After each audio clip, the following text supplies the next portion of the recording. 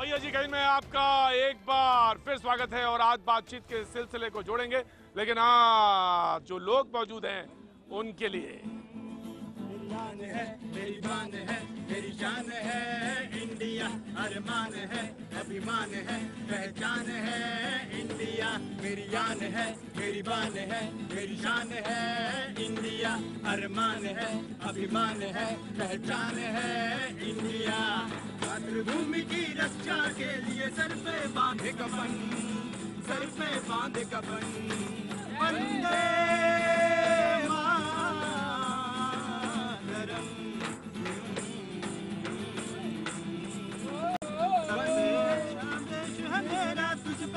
कुर्बान है, तेरा नाम मैं गर्व से लेता, तू मेरा अभिमान है, सबसे अच्छा देश है मेरा, तुझ पे जा कुर्बान है, तेरा नाम मैं गर्व से लेता, तू मेरा अभिमान है, अनेकता में एकता का प्रमाण है, इंडिया साधु और संतों का ब्रह्मांड है, इंडिया अनेकता में एकता का प्रमाण है, इंडिया साधु और संतों का ब्रह्मांड है, इंडिया अगले जन्म भी चाहूं मैं इस देश में लूं जन्म, इस देश में लूं जन्म, वंदे मातरम, वंदे मातरम, वंदे मातरम, वंदे वंदे मातरम, वंदे मातरम, वंदे मातरम, वंदे देश के प्रति ये है, देश के प्रति ये है बात हमारी, अब आगे देखो सुनो भैया जी की बारी। तो भैया जी की बारी में बातचीत के सिलसिले को जोड़ेंगे। जी हाँ, वो मेरे घर नहीं आता, मैं उसके घर नहीं जाता, वो मेरे घर नहीं आता, मैं उसके घर नहीं जाता, मगर इन एहतियातों से कहीं रिश्ता मर तो नहीं जाता। जी हाँ हुजूर आली, आज बातचीत के सिलसिले को जोड़ेंगे। मुझे लगता है कि आज ज्यादा उत्साही लोग भी आए हैं। जी हाँ बिल्कुल भैया जी, आप भी हैं और मैंने आपको सुन लिया है, तो यकीन मानिए बातचीत के सिलसिले को रोज की तरह आज बातचीत के सिलसिले को जोड़ेंगे। लेकिन हाँ, सबसे पहले जनता का मुद्दा, जनता की बात, जनता क्या चाहती है, उसका सवाल सबसे बड़ा और सबसे पहले।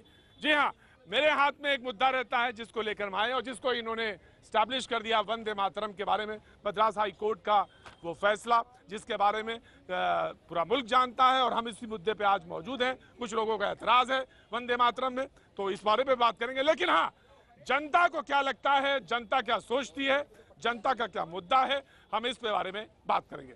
जी हाँ जी जनाब, क्या लगता है कि मुद्दा क्या होना चाहिए, क्या बातचीत होनी चाहिए? कौन सा मुद्दा, जनता का सबसे बड़ा मुद्दा कौन सा, सबसे खास मुद्दा कौन सा? सबसे खास मुद्दा तो चाइना के आइटम का बहिष्कार करना चाहिए, जनता को चाइना के आइटम का बहिष्कार करना चाहिए, जिससे कि देश का पैसा देश में रहे। जी, चाइना जो है उसको कैसे भी हमने कमजोर करना चाहिए, चाइना को कमजोर करना चाहिए, इससे अपना मुल्क मजबूत हो जाता है। क्या हो जाता है? जो चाइना आइटम जो परचेज करेंगे हाँ, उससे तो चाइना मजबूत हो रहा है ना। हाँ हाँ बाजी, आपका क्या कहना है, क्या होना चाहिए सबसे बड़ा मुद्दा? बैठ के बातचीत करके मसला हल बैठ के काहे, किससे? चाइना से? दोनों से लड़के बैठ को जो भी जिससे भी बात हो, चाहे चाइना से हो चाहे पाकिस्तान से हो, बैठ के बातचीत होनी चाहिए, लड़ाई नहीं। लड़ाई का हल नहीं कोई, लड़ाई से कोई हल नहीं। अरे उतनी दूर कहाँ भैया जी से खड़े होते हैं लोग। हाँ बासो बासो बासो, उतनी दूर कोई खड़ा होता है? नमस्ते बाजी, नमस्ते बाजी। तो बताओ भाई, आज का मुद्दा क्या है सबसे बड़ा, जनता क्या सोचती है, जनता क्या समझती है, टमाटर से लेके देश तक, मुल्क तक? सबसे पहले देश के लिए ही सोचती है कि हमारा देश तरक्की करे।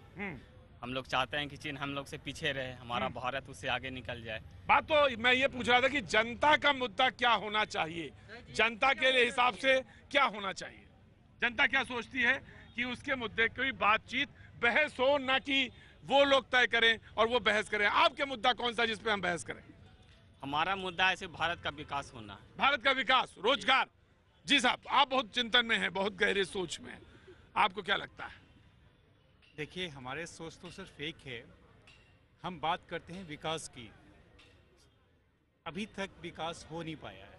हम बात करते हैं देश में एक स्वतंत्र विचार की, जो स्वतंत्र विचार 70 साल की आज़ादी के बाद भी नहीं मिला है। राष्ट्र को जितनी भी पब्लिक है उसे फ्री एजुकेशन, फ्री स्वास्थ्य सुविधाएं और सुरक्षा मुहैया कराना स्टेट की जिम्मेवारी है।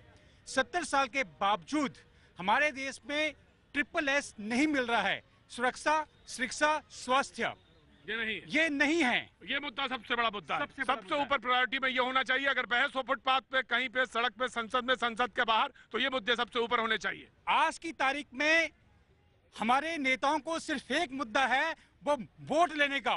किसी तरीके से हिंदू मुस्लिम या जात पात के नाम पे दंगे करा दिए जाएं और वोट ले लिए जाएं। और आपके हिसाब से मुद्दा सबसे बड़ा कौन सा है? फिर से बोलिए। मेरे हिसाब से सबसे बड़ा मुद्दा देश के जितना भी युवा हैं उनके लिए रोजगार, नंबर 2 जितने भी बच्चे हैं उनको निःशुल्क एजुकेशन, शिक्षा, नंबर 3 जितने भी प्राइवेट हॉस्पिटल्स हैं उनको बंद करके निःशुल्क स्वास्थ्य सुविधाएं दी जाएं। वाह, क्या नाम है, कहाँ से हैं आप? मेरा नाम JJ सिंह है। और कहाँ से हैं आप? मैं हिंदुस्तान से हूँ। आप आर्मी से संबंध रखते हैं कुछ?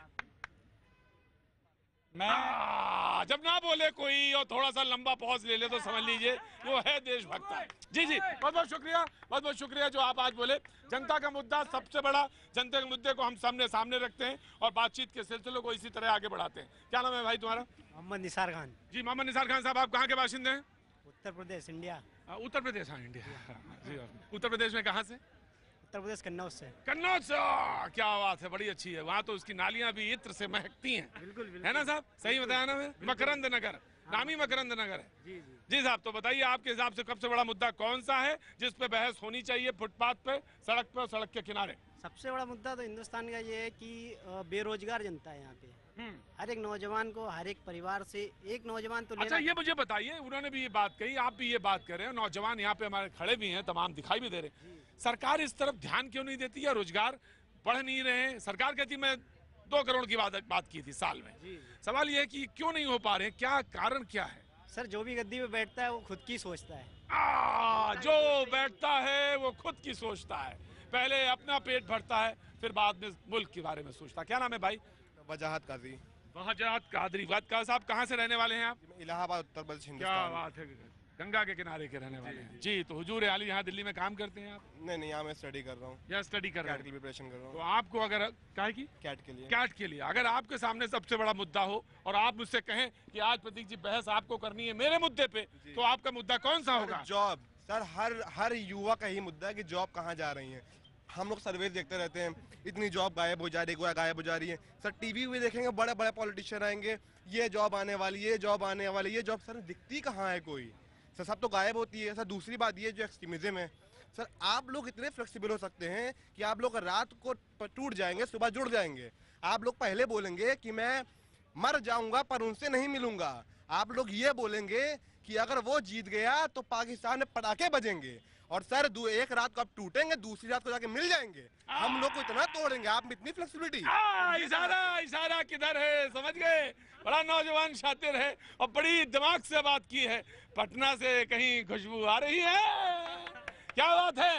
हुजूर आली, यही है जनता।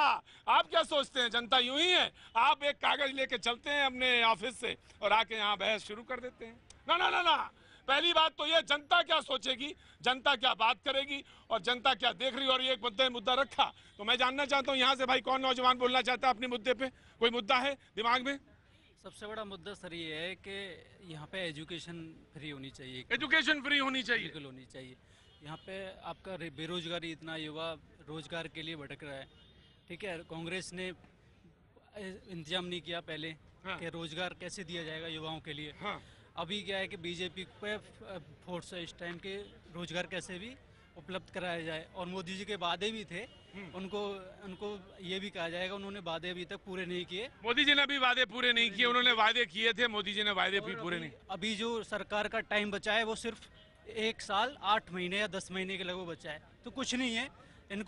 इनको मुद्दे जो हैं पूरे करने चाहिए। जो वर्ड बोल। क्या नाम हो गया साहब आपका? मेरा नाम अर्जुन सिंह है। अर्जुन सिंह कहते हैं कि मुद्दे बहुत हैं, लेकिन सबसे बड़ा रोजगार का, बेरोजगारी वाला समस्या सबसे बड़ी, और मोदी जी ने जो वादे किए हैं वो वादे पूरे करने चाहिए। जी हुजूर आली, आप तो दिख गए, आप आइए मेरे पास। कहाँ बैठे हुए अच्छे लगते हैं आप। विनम्र जी हमारे साथ मौजूद हैं। नाम जरूर है विनम्र, लेकिन एकदम हलचल पैदा कर देते हैं आप अंदर। जी साहब, तो आज के मुद्दे पे मेरे आप शुरू करिए। देखिए, मुद्दे अनेक हैं, लेकिन सबसे बड़ा मुद्दा है एक बनना। हाँ। और तब मैं कहना चाहता हूँ हाँ। कि जीऊं मैं राष्ट्र के हित में कि जब तक श्वास बाकी है, जीऊं मैं राष्ट्र के हित में कि जब तक श्वास बाकी है, बनूं शेखर भगत विस्मिल यही विश्वास बाकी है। शत्रु यदि अस्मिता छू ले हाँ। तो जीना व्यर्थ है मेरा, हाय हाय। शत्रु यदि अस्मिता छू ले तो जीना व्यर्थ है मेरा, तेरा गौरव रहे अक्षत यही अभिलाष बाकी है, क्या बात है? यही अभिलाष बाकी है। और बात वंदे मातरम की जब होती है तो मैं कहना चाहता हूं कि भारतीय हो तो वंदे मातरम कहना होगा। अच्छा, कि कहते हैं होता है वही जो ईश्वर की मंजूरी है, हाँ। कहते हैं होता है वही जो ईश्वर की मंजूरी है। दृढ़ निश्चय कर किया परिश्रम फिर कैसी मजबूरी है। जागो उठो ऐ हिंदवासियों, हाँ। वंदे मातरम गान करो। जागो उठो ऐ हिंदवासियों, वंदे मातरम गान करो। यदि परिवर्तन लाना है तो सबका साथ जरूरी है। क्या बात है। एक छंद और सुन लीजिएगा। अच्छा, मैं सुनूंगा, लेकिन एक बात मुझे बता दीजिए आज कवि जी भी। जी जी जी कवि जी भी आज एक बात है, क्या कवि भी कुछ खेमे में होते हैं क्या कुछ लोग? कुछ खेमे में नहीं होते हैं, कवि राष्ट्र का होता है। बिल्कुल राष्ट्र का होता है, और राष्ट्र तभी सशक्त होगा जब हम सब एक मैं होंगे। सुनूंगा आपसे, लेकिन बातचीत के सिलसिले को आज जोड़ना चाहूंगा। जो मेहमान हमारे साथ मौजूद हैं मुद्दे के साथ, मैं उनका तारुफ कराना चाहूंगा। जो हमारे साथ सबसे पहले मौजूद हैं फहीम बेग साहब, मुस्लिम थिंकर हमारे साथ मौजूद हैं, बहुत बहुत शुक्रिया। हमारे साथ सईद यासिर जिलानी साहब मौजूद हैं राष्ट्रीय मुस्लिम मंच से, बहुत बहुत शुक्रिया आपका भी। हमारे साथ नवीन कुमार जी बीजेपी के स्पोक पर्सन कुछ देर बाद जुड़ेंगे। हमारे साथ राजीव त्यागी जी मौजूद हैं कांग्रेस का पक्ष रखने के लिए। हमारे साथ शबनम जी मौजूद हैं वुमेन एक्टिविस्ट बातचीत करने के लिए। तो फहीम साहब जी, मैं आ रहा हूं। मैं आपके एक क्वेश्चन क्यों, मैं आपकी जिंदगी पर सारे क्वेश्चन लूंगा। मेरा काम ही यही है फुटपाथ पे ही रहना और सारे क्वेश्चन लेना, तो मैं आपके सारे क्वेश्चन लूंगा। लेकिन फहीम साहब, मैं आपको खड़ा करना चाहूंगा। जो कुछ हुआ वंदे मातरम के बारे में हमें मालूम है, और जो मद्रास हाईकोर्ट ने कहा कि भाई मंडे और फ्राइडे को बच्चों को प्राइवेट स्कूलों में, सरकारी स्कूलों में वंदे मातरम कराया जाए, ऐतराज की कोई बात नहीं है। लेकिन कुछ मुस्लिम संगठन कह रहे हैं कि छुरी रख दीजिए, काट दीजिए, लेकिन वंदे मातरम नहीं कहेंगे, नहीं कहेंगे, नहीं कहेंगे। देखिए, सबसे पहले तो लीगली इसको देखना होगा। सुप्रीम कोर्ट ने ही खुद, ये तो आप मद्रास हाई कोर्ट की बात कर रहे हैं, वर्ष 2017 के शुरू में बीजेपी के एक कार्यकर्ता अश्वनी उपाध्याय ने एक पिटीशन फाइल की थी सुप्रीम कोर्ट में कि ये वंदे मातरम को राष्ट्रगान के साथ साथ जो है पूरे देश में इसी तरह प्रचलित करना चाहिए जैसे राष्ट्रगान है। मगर सुप्रीम कोर्ट ने खुद इस पिटीशन को खारिज करते हुए कहा कि देश में राष्ट्रगान है और उसी को ही गाना चाहिए, राष्ट्रगीत की कोई आवश्यकता नहीं है। मगर उसके बाद ये एक मुखौटा और एक ये पर्दा है जनता के उन मुद्दों से दूर हटने का, भाजपा का और एनडीए सरकार का और जितने भी दल इनके साथ जुड़े हुए हैं।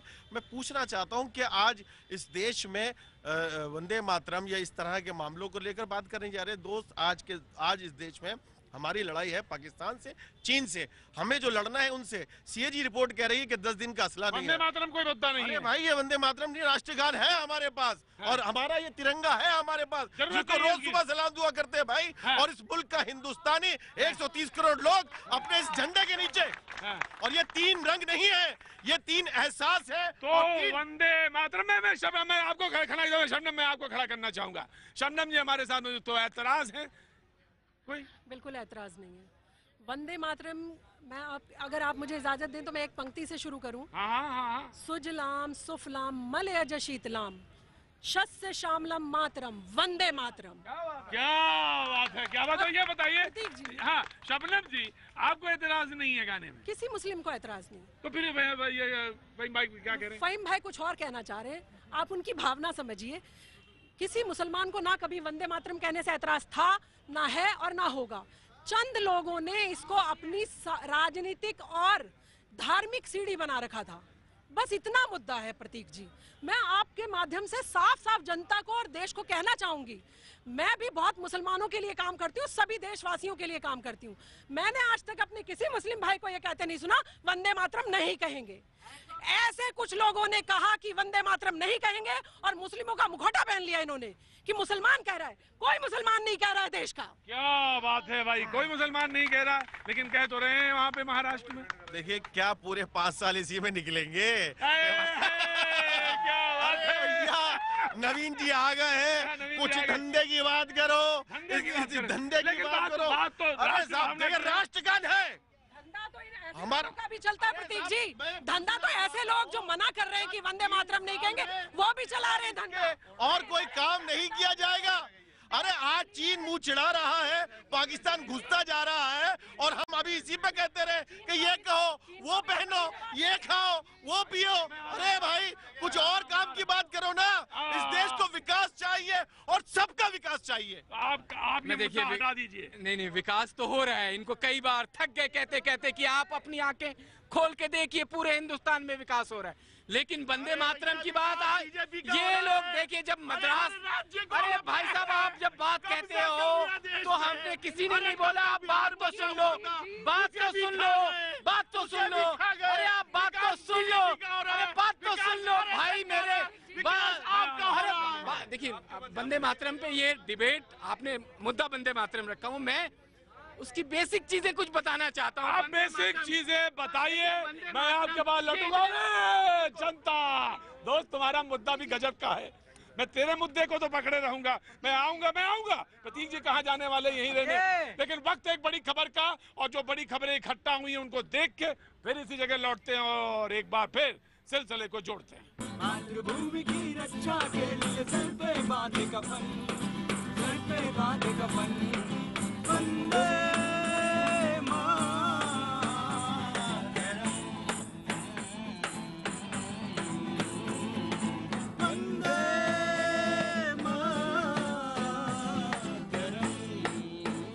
भैया जी कहीं में आपका एक बार फिर स्वागत है। मुद्दे के तौर पर हम यहाँ पर एक बार फिर किनॉट प्लेस में मौजूद हैं। हमने अपने मेहमानों से बातचीत के रुख को जोड़ा था। एक बार फिर से हम आपको तारुफ करा दें। हमारे साथ जो मौजूद है, नवीन जी बीजेपी का पक्ष रखने के लिए हमारे साथ मौजूद है, राजीव त्यागी जी कांग्रेस का पक्ष रखने के लिए, शबनम जी वुमेन एक्टिविस्ट हमारे साथ मौजूद हैं, और हमारे साथ राजीव त्यागी जी के साथ सईद यासिर जिलानी साहब मौजूद हैं राष्ट्रीय मुस्लिम मंच से। बहुत बहुत स्वागत है यासिर साहब। हमारे साथ फ़हीम बेग साहब मौजूद हैं, मुस्लिम स्कॉलर। सवाल ये बात फ़हीम बेग साहब ने कहा कि बात वंदे मातरम की नहीं है, बात दरअसल ये है कि मुद्दे और होने चाहिए, रह के ये बात उठाई जाती है और इसके पीछे राजनीति होती है जी। लेकिन बात तो कोर्ट ने कही है फ़हीम साहब। नहीं, सुप्रीम कोर्ट इस पे पहले ही अपना फैसला दे चुका है। उसके बाद ये बात इस पे कहने में एतराज है क्या कोई? नहीं देखिए, एतराज की बात नहीं, और ये आज का मुद्दा नहीं है, ये बहुत जमाने से चल रहा है। और इसको लेकर, इस गीत को लेकर पहले भी जो हमारा जब देश बंटवारा हुआ था उसके बाद के जो उसके शुरू के जो बंद है, उसमें जिस प्रकार से दुर्गा की वंदना की जाती है, तो उसको लेकर धर्म विशेष का मामले थे, तो उसने उसको साइलेंट कर दिया गया। और तमाम लोगों ने इस बात पर एग्री हुआ कि राष्ट्रगान को जो है हमारा राष्ट्रगान माना चाहिए, जनगण मन, जिसको हम बड़े शान से गाते हैं। और मैं फिर वही कहूंगा कि तमाम चीजें 3 साल में जो हुई हैं उस देश में, ये सब कुछ 70 साल से क्या लोग नहीं गा रहे थे क्या? 70 साल से अपने झंडे को सलाम नहीं कर रहे थे क्या? यही आगे राष्ट्रपति सिखाएंगे हमें, यही हमें देशवासी बनाएंगे। अरे पहले आप जिस प्रकार से मानते हैं कि नहीं मानते ये बताइए। आप इधर उधर मुद्दे को मत घुमाइए। वंदे मातरम आप कहेंगे कि नहीं कहेंगे? वंदे मातरम संविधान द्वारा नहीं पढ़ेंगे, ये बताएं आप। मैं अपने संविधान द्वारा विधिवत राष्ट्रगान को अपना राष्ट्रगान मानता हूं। वंदे मातरम को आप डिनाई कर रहे हैं। वंदे मातरम को आप डिनाई कर रहे हैं। मेरा इनसे सवाल है, नहीं देखिए, खासकर मैं उन मुसलमानों से सवाल करना चाह रहा हूं जिन्होंने वंदे मातरम पे कहीं ना कहीं क्वेश्चन उठाए। क्या आप मौलाना आजाद से बड़े हो गए? मौलाना आजाद, एक मेरी पहले बात सुन लीजिए। क्या मौलाना आजाद से बड़े हो गए? क्या रफी अहमद किदवाई से बड़े हो गए? क्या सैफुद्दीन किचलू से बड़े हो गए, जिन्होंने 1952 में जनाब नेहरू साहब के सामने जब वंदे मातरम पढ़ा गया इसी 3 मूर्ति पे, मगर ये क्यों लगाया जाता है? मौलाना आजाद ने मौलाना आजाद देशभक्त नहीं है। नहीं, मैं पूछना चाहता हूँ, ये बात है। नवीन जी बोलेंगे, मैं आपसे क्या कह रहा हूँ? अरे आप कोई सा भी गीत गाइए, आजाद ने कुरान की तर्जुमा करी है। आप इनसे सिर्फ ये कह लीजिए, बता दें ये कि क्या ये मौलाना आजाद से बड़े रिलीजियस मुस्लिम हो गए जिन्होंने अपनी कुर्बानी दी है, जिन्होंने, और मैं, आप यकीन माने कि आपके डिबेट से आने से पहले मैं उनके घर के एक मेंबर फिरोज बख्श साहब, मैंने उनसे कंफर्म किया कि 1952 की आप स्टोरी मुझे बताइए कि क्या थी। उन्होंने ये तो बताई कि ये बिल्कुल सच है। और संविधान सभा में जब भी वंदे मातरम गान हुआ है, ये लोग खड़े हुए और इन्होंने गाया है। तो वंदे मातरम पे किसी तरह की कोई भी इस तरह का ये भ्रम ना पैदा करे। जी राजीव जी कांग्रेस का पक्ष। देखिए, वंदे मातरम पे कोई डिबेट इस तरह की होनी ही नहीं चाहिए। ये खामखा की बात है। 1937 में कांग्रेस ने इसको क्लियर कर दिया था, क्योंकि वंदे मातरम में 6 स्टैंजा हैं। कांग्रेस ने 1937 में जवाहरलाल नेहरू जी की अध्यक्षता में, जिसमें सुभाष चंद्र बोस, मौलाना आजाद, महात्मा गांधी, ये सब लोग बाग थे, उन्होंने एक तय किया कि पहले 2 स्टैंजा गाए जाएंगे और प्रत्येक देशवासी को ये गाने चाहिए। इसमें कहीं की ना तो सांप्रदायिकता, इसमें ना जातीयता है, सिर्फ धरती, अपनी माँ की धरती, माँ की स्तुति है उसमें। और मैं स्पष्ट कहना चाहूंगा, जब 24 जनवरी 1950 को इसको स्वीकार किया गया तो राजेंद्र बाबू जी ने, जो हमारे राष्ट्रपति थे, उन्होंने ये कहा कि शब्दों व संगीत की वह रचना जिसे जन गण मन से संबोधित किया जाता है, भारत का राष्ट्रगान है। और वंदे मातरम गान, जिसने कि भारतीय स्वतंत्रता संग्राम में ऐतिहासिक भूमिका निभाई है, को जनगण मन के संभव सम्मान दिया जाएगा। इसका मतलब ये हुआ कि जनगण मन को लेकर के और अपने राष्ट्रगीत को लेकर के, वंदे मातरम को लेकर के कांग्रेस कहीं भी दुविधा में नहीं है। कांग्रेस से मानती है कि प्रत्येक 125 भारतीयों को उसको गाना चाहिए। 1896 में पहले अधिवेशन में रविन्द्रनाथ टैगोर जी ने हमारे कलकत्ता अधिवेशन में गाया। 1905 में कलकत्ता अधिवेशन में फिर गाया गया और 1905 के बाद से लगातार हर अधिवेशन में कांग्रेस के वंदे मातरम गाया जाता है। और वंदे मातरम पे हमें गर्व होना चाहिए, इसलिए गर्व होना चाहिए कि वंदे मातरम ने पूरे देश को जम्मू कश्मीर से लेकर कन्याकुमारी तक आजादी के मूवमेंट में रणबांकुरों को एक करने का काम किया। और जब एक हुए तो निश्चित रूप से क्यों नहीं गाए हम वंदे मातरम, क्यों फक्र महसूस नहीं करें हम लोग बाग, जोर से सब बोले वंदे मातरम। निश्चित रूप से हमें गाना चाहिए, इसमें कहीं को संशय नहीं है। तो राजनीति कौन कर रहा है? लेकिन राजनीति वो लोग बात कर रहे हैं जो धर्म के नाम पर देश को बांटना चाहते हैं। जो लोग बात, लास्ट सेंटेंस कहना चाहूंगा, वंदे मातरम का असली अर्थ क्या है? वंदे मातरम का असली अर्थ है कि देश के आवाम को, 125 करोड़ लोगों को बेहतर सुविधा देना, नौजवान को रोजगार देना, किसान को दाम देना, महंगाई से निजात दिलवाना, पाकिस्तान को मुंह तोड़ जवाब देना, चाइना को लाल आंख दिखाना, ये वंदे मातरम है। ये लोग बात चाहते हैं। अभी नौजवानों ने कहा हमें रोजगार चाहिए, अगर हम नौजवानों को रोजगार देंगे तो निश्चित रूप से वंदे मातरम करेंगे। नवीन जी और हम लोग भाई हैं इस मामले में। बिल्कुल इस मामले में तो राजीव जी ने जो बात कही उसमें कहीं कोई एतराज की बात ही नहीं। ऑफकोर्स मैं आ रहा हूँ। सवाल ये है कि MIM समाजवादी पार्टी को एतराज है। उनके विधायक कहते हैं, उनके नेता कहते हैं कि छुरी रख दीजिए महाराष्ट्र में, लेकिन मैं बोलूंगा नहीं। देखिए, मैं कहता हूँ कि कुछ चंद लोग हैं, ये गिने चुने लोग हैं, जिनको अपनी राजनीति चमकाने के लिए वो कुछ भी कर सकते हैं, किसी भी हद तक जा सकते हैं। वो देश को बांटने में, देश को तोड़ने में, और यहाँ पर जो सांप्रदायिकता की बात करते हैं ना, वो वही लोग करते हैं। ये मुट्ठी भर लोग हैं जो पूरी कौम को बदनाम करते हैं। इनकी बहुत बड़ी ताकत नहीं है। वंदे मातरम आज़ादी की लड़ाई का वो एक नारा था जिसने देश को आज़ाद कराने में लोगों के अंदर जज्बा भर दिया था। उसमें हिंदू, मुस्लिम, सिख, ईसाई कोई ऐसा नहीं था जो उसको नहीं गाता हो। आज क्यों आपत्ति आ गई? आज बार बार कहते हैं कि आप राष्ट्रभक्ति सिखा रहे हैं। हमें क्या जरूरत पड़ी राष्ट्रभक्ति सिखाने की? आप राष्ट्रभक्त अगर हैं तो आवश्यकता ही नहीं है ना सिखाने की। इसका मतलब कहीं ना कहीं कमी है। पिछले मैं ये पूछना चाहता हूँ, क्या हमारे देश में सिर्फ मुद्दे चर्चा इन्हीं पे होती रहेगी? मैं ये नौजवानों की तरफ इशारा करके कह रहा हूँ कि पूछिए आज किस तरीके से परेशान है ये। रोटी, रोजी, कपड़ा, मकान, ये है मुद्दे।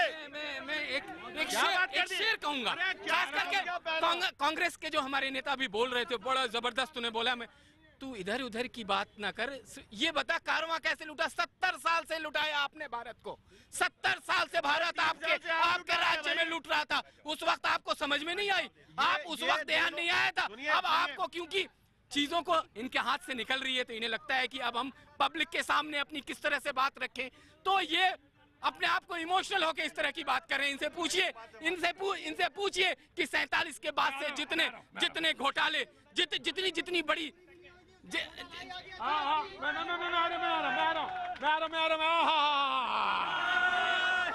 जनता जनता जनता एक मिनट हाँ। आप तो लोगों के नहा धो के पीछे पड़ गए, जीना भारी हो गया है, 3 साल में बड़ा जबरदस्त। अरे 3 साल ये में घुटनों के बल जो इन्होंने 70 सालों में नहीं किया, आपने 3 सालों में कर दिया। 3 सालों में। आगे बता दो आगे क्या होने वाला है। एक मिनट। हमारे हिंदुस्तान के नौजवान भाई जो पढ़ना चाहते हैं, अब वो ये सोच रहे हैं यार पढ़ के क्या मिलेगा, पढ़ के मिलेगा क्या? जी हाँ। जब वोट दे रहे थे तो मोदी जी ने कहा था ना खाऊंगा ना खाने दूंगा, तो जिस चोर के दिमाग में थी मैं खाता रहूंगा और ऊपर के नहीं खाएंगे वो आज परेशान है। राजीव जी को सवाल हाँ, मैं वंदे मातरम पे डिबेट रखूंगा और कांग्रेस ने हमेशा वंदे मातरम आजादी से पहले भी किया, आजादी के बाद भी इसलिए किया कि बहुत स्पष्ट नहीं मैं देखिए सन 47 में जो 250 साल गुलाम देश था, जो गरीब मुल्क था, आज विश्व की पहली 10 इकोनॉमी में है, पहले 6 नंबर पे हमारी फौज है, आज पूरे विश्व में हम आंख मिलाकर के बात कर सकते हैं, ये कांग्रेस ने किया। 70 साल की विरासत है और 70 साल पे जो प्रश्न उठाते हैं वो एक गरीब किसान पे प्रश्न उठाते हैं, मजदूर पे प्रश्न उठाते हैं, उद्योगपति पे प्रश्न उठाते हैं और नेताओं पे प्रश्न उठाते हैं। अटल बिहारी वाजपेयी जी का भाषण याद करिए, जब देश के 50 साल हुए तो उन्होंने संसद में क्या कहा था। उन्होंने कहा था कि 50 साल में सबने मेहनत की, इसी तरह 70 साल में सबने मेहनत की। अटल जी ने भी काम किया, सभी प्रधानमंत्रियों ने काम किया। मैं एक बात और कहना चाहूंगा वंदे मातरम पे, जब भीका जी कामा 1907 में जर्मनी में स्टुटगार्ट में जाकर के वंदे मातरम का झंडा फहराती हैं तो उस पे झंडे पे भी वंदे मातरम लिखा तो सवाल यहाँ पे ये उठता है, मैं आ रहा हूँ शबनम मैं आ रहा हूँ ऑफ कोर्स सवाल आ रहा है, यासिर मैं आ रहा हूँ। सवाल ये उठता है कि जेएनयू के बाहर टैंक लगाने की आवश्यकता क्यों है? त्यागी जी, सवाल ये है कि जेएनयू के बाहर बीजेपी के नेता कहती हैं कि टैंक लगाने की जरूरत है, उससे देशभक्ति की भावना आगे आएगी। सवाल यह है कि सही या गलत, मैं ये भी जवाब जनता से लूंगा, लेकिन मैं सबसे पहला रिएक्शन पहले मैं एक जवाब देना चाहता हूं कि जब जेएनयू के अंदर भारत तेरे टुकड़े होंगे इंशाल्लाह के नारे लगे और भारत की कश्मीर की आज़ादी तक जंग रहेगी नारे लगे, आज वहाँ पे टैंक खड़ा किया गया है, तो मुझे लगता है कि जो वहाँ पे कैंपस में पढ़ने वाले लड़के हैं उनको टैंक देख के और वहाँ अगर ऐसी कोई भी चीज़ जो है हमारे पुराने जो कारगिल विजय दिवस या युद्ध से संबंधित चीज़ें हैं वो उनके अंदर अगर राष्ट्र भावना आती है। मैं नाम जानना चाहूंगा आपका। मैं गलत क्या? आशीष सिंह जी आपको समझा। प्रतीक जी, कोई जरूरत नहीं पड़ती कि आप वंदे मातरम कहिए या टैंक लगाइए अगर देश के गद्दार इस तरीके की भाषा का इस्तेमाल ना करते। क्या बात है। देश के गद्दारों ने इस्तेमाल किया कि भारत तेरे टुकड़े होंगे इंशाल्लाह और इंशाल्लाह कह के मुसलमानों को बदनाम करा दिया। तो मुझे लगता है कि जो मुसलमान दमखम रखते हैं देश के लिए, उन मुसलमानों को बदनाम करने का काम करते हैं, जो कहते हैं मेरी गर्दन पे तलवार रखिए और मैं नहीं बोलूंगा वंदे मातरम। ऐसों को जेल जाना चाहिए। ऐसे व्यक्ति जो भी देश के खिलाफ बात करे, हिंदू हो, मुस्लिम हो, सिख हो, ईसाई हो, भेज दीजिए जेल, और जो उसके खिलाफ खड़ा हो कि जी हाँ आपने गलत किया, उसे भी जेल भेजिए। जी जनाब नवीन जी, बड़ा मजा आ रहा तुम्हें है? लड़ाई में बड़ा मजा आता है तुमको, है ना? क्या नाम है तुम्हारा? राकेश। तो वो पेड़ छोड़ो, पेड़ नहीं टूटना चाहिए, छोड़ो जी। हाँ प्रतीक जी, जितने भी 3 वर्ष में इस तरह के हादसे हुए हैं, चाहे वो छुरी वाला हुआ है या कुछ भी, इनसे पूछे नवीन जी से वो अब तक बाहर क्यों है साहब, जेल में क्यों नहीं गए? और जिसकी बात ये बार बार करते हैं कि जेएनयू में ये नारे लगे, अरे हमारी इतनी बड़ी सुरक्षा एजेंसीज, हमारे इतने बड़े खुफिया तंत्र आज तक उनको पकड़ नहीं पाए। अरे आपने खुद खुला छोड़ रखे क्योंकि मुद्दा घूमते रहे, अरे सुनिए, सिर्फ मुद्दा घूमते रहे और ये मौज मारते रहे। अरे किसको नहीं पकड़ा? क्यों आपके सुनिए आपका जो तंत्र है वो काम नहीं कर रहा है। आपने जब गद्दारों को पकड़ना शुरू किया तो इन्होंने काली पट्टी बांध ली, इन्होंने नॉट इन माय नेम का सहारा लिया, इन्होंने अवार्ड वापसी गैंग खड़ा किया, इन्होंने इस तरह के हथकंडे अपनाए, मानव अधिकार की बात करने लगे जब हमने गद्दारों को पकड़ना। मौजूदा सरकार में आपका जवाब तुम्हें देना है। प्रतीक जी, एक बात और कहूंगी, जैसे राजीव जी ने अभी बहुत अच्छा स्टैंड लिया और हम सब ने ताली बजाई, अगर कांग्रेस के नेता उन जेएनयू वालों के पास जाके ना खड़े होते और ना उनको कहते कि वाह वाह आपने तो बहुत अच्छा काम किया और इसको खालिद को क्यों आपने जेल भेज दिया, इसलिए कांग्रेस डाउन जा रही है। अरे राजीव त्यागी जी से सीखो, आपके प्रवक्ता को पता है, उन्होंने अच्छा बोल दिया कि जी हाँ वंदे मातरम तो सालों से होता आ रहा है। ये सब लोग नहीं राजीव जी बहुत साफ और बहुत स्पष्ट बोलने वाले इंसान है। देखिए मैं आपको बता सुनिए, जैसे फहीम साहब ने कहा, जवाब देता हूँ। अरविंद केजरीवाल, राहुल गांधी किसके पक्ष में जाके खड़े हुए? जो देश के खिलाफ तोड़ने वाले थे उनके पक्ष में। आपको शर्म आनी चाहिए। एक तरफ उनके साथ खड़े होते हैं, आप उनका जो है खड़े होकर के प्रचार करते हैं, उनका समर्थन करते हैं, ऐसे लोगों को उकसाते हैं, उसके बाद आप कहते हैं कि ऐसा क्यों कर रहे हैं? संसद में उसको लेकर के हंगामा करते हैं, संसद को चलने नहीं देते, उसके बाद आप इसी बात करते हैं। बात वंदे मातरम पे हो रही है। कांग्रेस ने तो कुर्बानियां दी हैं और गांधी फैमिली ने भी कुर्बानियां दी हैं देश के लिए। हम ये मानते हैं कि निश्चित रूप से पूरा देश एक सूत्र में वंदे मातरम के मामले में बना हुआ है, जनगण मन के मामले में बंधा हुआ है, और निश्चित रूप से हमें सबको सम्मान करना चाहिए। जो हाईकोर्ट, देखिए हाईकोर्ट ने अगर कोई बात कही है तो हमें हमेशा संवैधानिक संस्थाओं का सम्मान रखना चाहिए। संविधान जब भी चलेगा देश में कोई एतराज नहीं। एक सेंटेंस के बाद लास्ट कह दूं। राजीव आ रहा हूँ, ब्रेक का वक्त है। ब्रेक के बाद हम फिर हाजिर होते हैं। जनता सवाल पूछना चाहती है, मैं उसके पास हाजिर। वक्त छोड़े से ब्रेक के बाद हाजिर होते हैं।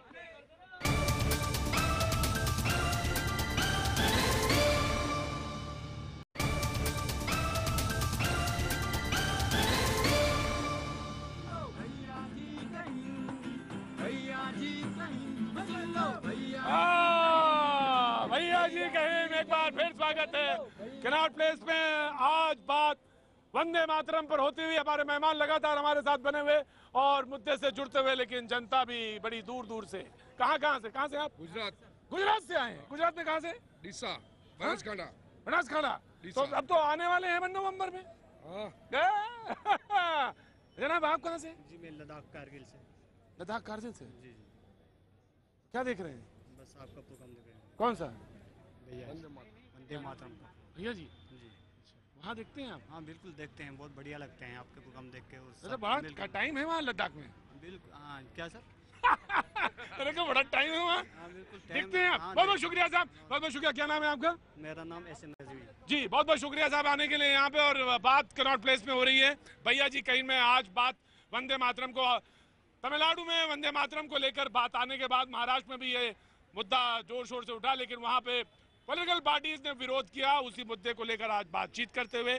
और बात यहाँ तक निकली कि जेएनयू के बाहर या जेएनयू के अंदर एक टैंक लगाना चाहिए जिससे देशभक्ति लोगों के अंदर आए। वहाँ पे लोग, पढ़ने वाले जो लोग हैं, जो बच्चों, सवाल ये है कि चाइना में रेड टूरिज्म हो सकता है, अमेरिका में वहाँ के लोगों के लिए देशभक्ति बढ़ाने के लिए का कार्यक्रम हो सकते हैं, रशिया में सरकार इसको लेकर एक नया प्रोग्राम लाने वाली है, ये भी कहा जा रहा है। तो क्या देश में, हिंदुस्तान में इस तरह के प्रोग्राम लाने की जरूरत है या नहीं? ये मुल्क बहुत समझदार है, राष्ट्रभक्ति थोपी नहीं जा सकती। भाई मुझे मालूम आपने बोला नहीं था, आप खड़े हो गए। बिल्कुल। और ये आपने बिल्कुल सही कहा कि राष्ट्रभक्ति थोपी नहीं जा सकती। राष्ट्रभक्ति थोपी नहीं जा सकती। थोपने का काम किया जा रहा है। थोपने का काम किया जा रहा है। हम सुनिए, मुझे समझ नहीं आता बार बार थोपने की जरूरत क्यों पड़ती है भाई? आप क्यों कहते थोपा जा रहा है? किस लिए भाई? अगर आप हैं, आवश्यकता क्या है? आपको बार बार आप अपना प्रमाण तो दे नहीं सकते, अपनी कौम को बदनाम करने की कोशिश करते हो। ऐसा काम तो मत करिए कम से कम। क्या बात कर दी नवीन जी? अरे 20 मिनट की बारिश तो आपसे समेटी नहीं जाती, पूरा देश पानी पानी हो रहा है। बात करते हैं आप हमें जो है सुपर पावर बनाने की, और सिर्फ ये झंडा और डंडा दिखाकर और ये गाने सुनाकर और ये खाना पीना दिखाकर देश को बहकाने का काम कर रहा है। आपके जीवन में नेगेटिविटी है, उसको सुधारने की आवश्यकता करिए। आवश्यकता है कि आप जो है कम से कम इस नेगेटिविटी को दूर कर लीजिए अपने। बड़ा दुर्भाग्य है। शिकायत कांग्रेस से भी है। कांग्रेस किन मुद्दों को उठाती है? कांग्रेस किस मुद्दे को उठाती है? नेहरू जी का नाम नहीं लिया, अरे उनको फूल नहीं चढ़ाए। अरे आपके ये मुद्दे होने चाहिए, आपके मुद्दे होने चाहिए किसान क्यों मर रहा है, क्यों इस देश में जो है भ्रष्टाचार बढ़ रहा है, और आपके मुद्दे ये होने चाहिए रोजगार क्यों नहीं मिल रहा। आप मुद्दा कर उठा रहे हैं कि हमें नाराजगी है कि उनके पर फूल नहीं चढ़े, उनका नाम नहीं लिया गया, और इतनी बार कांग्रेस में भी फहीम भाई ने मेरे मन की बात कह दी, और बहुत बढ़िया बात मन की बात तो कही, इसलिए मन की बात कह दी क्योंकि जब मध्य प्रदेश में भारतीय जनता पार्टी की सरकार ने किसानों की छाती पे गोली मारी तो पूरी कांग्रेस, राहुल गांधी से लेकर सब लोग बाग वहां पहुंचे। और किसानों को गुंडा बताने का काम किसने किया? भारतीय जनता पार्टी ने। मैं पूछना चाहूंगा, रोजगार का विषय हम उठाएं, किसान का विषय हम उठाएं। और दूसरी बात, फहीम भाई एक बात कहना चाहूंगा, घर के पुरखों का जिन्होंने कुर्बानी दी उनका हमेशा सम्मान रखना चाहिए, उनका मान रखना चाहिए। पंडित नेहरू से लेकर के, राजेंद्र प्रसाद जी से लेकर के, सुभाष चंद्र बोस से लेकर के, पटेल साहब से लेकर के, मौलाना अब्दुल कलाम आजाद साहब से लेकर, महात्मा गांधी से लेकर के, भगत सिंह साहब से लेकर के, सबने कुर्बानियां दी। मैं पूछना चाहूंगा, वंदे मातरम, लास्ट सेंटेंस कहना चाहूंगा, हमने तो मुल्क बना के दिया, आपने 3 साल में मुल्क की क्या हालत कर दी है? आप कहाँ चुप भेज रहे हो सबको यार? कांग्रेस के नेता, कांग्रेस जिस कांग्रेस को बनाया था उस कांग्रेस को गांधी ने खत्म करने की बात की। आप एक बात बताना चाहता हूँ, एक बात इन्होंने कहा कि जनता देख रही है भाई, कान सब खोल के रखना, सुनते रहना। ये बड़े होशियार लोग होते हैं, तुरंत दाएं बाएं कर देते हैं। आंखें में एकदम जादू है, काला जादू है इन लोगों के पास, नेताओं के। और नेता मालामाल, जनता बेहाल और नेता मालामाल। नेता मालामाल ये है। लेकिन वहीम भाई ने बात रखी, लेकिन इसमें बात जोड़ना चाह रहे थे आप जी। नहीं, मैं कांग्रेस के नेता चले गए छोड़ के अभी डिबेट में। यही हूँ मैं यही हूँ, मैं डिबेट नहीं छोड़ता। सुनो फलानबाजी नहीं हूँ, पूरी देश की जनता का 56 इंच का सीना है। सब पाकिस्तान को जवाब चाहते हैं, नहीं चाहते हैं? बताइए, पाकिस्तान को जवाब देना चाहिए, नहीं देना चाहिए? लेकिन सरकार तो 56 इंच का सीना रखे। अरे भाई, एक मिनट, अरे भाई, कभी कभी डिबेट में भी कुछ जरूरी काम आ जाते हैं। कोई बात नहीं। मैं इनकी बात को बुरा नहीं मान रहा, मैं सिर्फ ये जोड़ना चाह रहा हूँ, था कि जो ये नहीं, देखिए, राष्ट्रवाद की जब भी राष्ट्रवाद की बात करते हैं कांग्रेस को इसी तरह से बेचैनी होती है। क्योंकि मैं पूछना चाहता हूँ कि स्वतंत्रता संग्राम की लड़ाई में कौन से कांग्रेस लीडर की शहादत हुई है, ये बता दीजिए।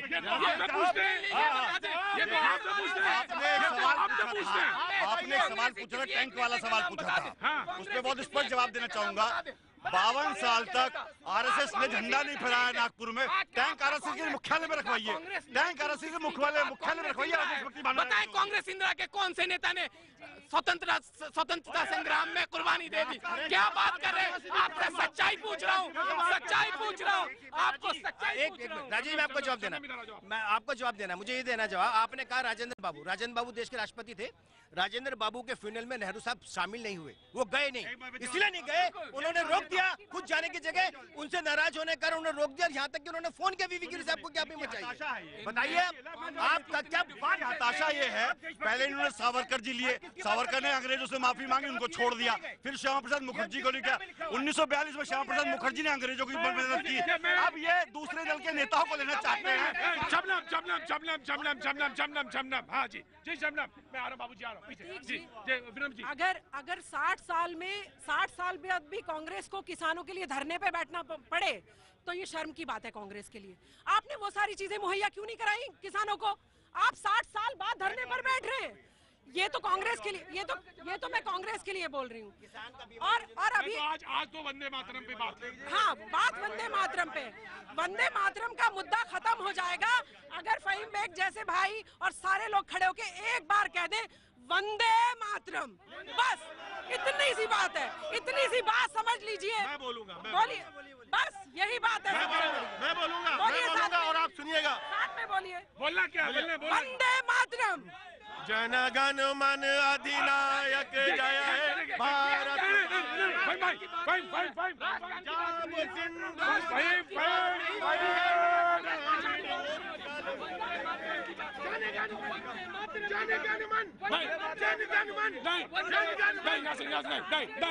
देखिए एक बात देखिए, राष्ट्रगान है और वो राष्ट्रगीत है, और आप दोनों लोग बहुत रिस्पॉन्सिबल आदमी हैं। मैं डिबेट बंद कर दूंगा 2 मिनट के अंदर, मैं डिबेट तुरंत बंद कर दूंगा। अगर बिल्कुल डिबेट, और ऑब्जेक्शन लेवल है, ये ऑब्जेक्शन लेवल है। आप बहुत सम्मान रखें इस बात का सम्मान नहीं, बिल्कुल सम्मान रखना चाहिए। और आज मैं इस बात पर आज यहीं पे बहस रोकते हुए आप सभी लोगों का बहुत बहुत शुक्रिया। लेकिन आर पार की तैयारी है, उस तरफ रुख करेंगे। नमस्कार।